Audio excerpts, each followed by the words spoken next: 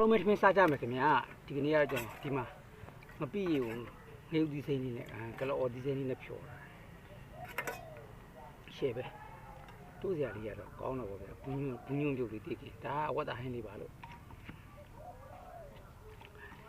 မစားခင်တော့တည်ကြတယ်ရှေ့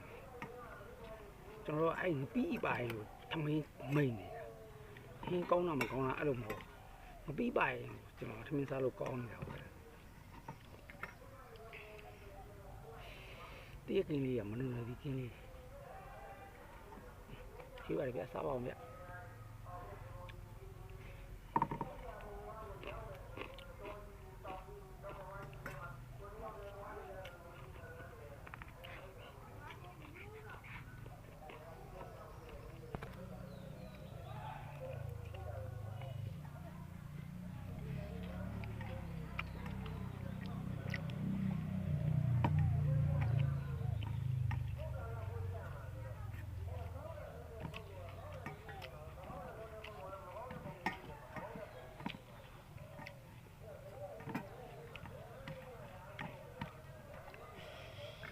ဘူးရပါလေဗျာကျွန်တော်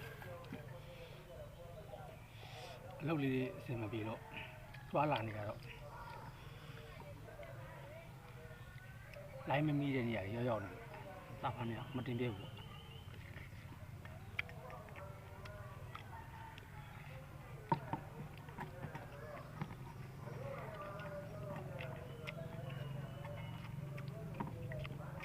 အဲ့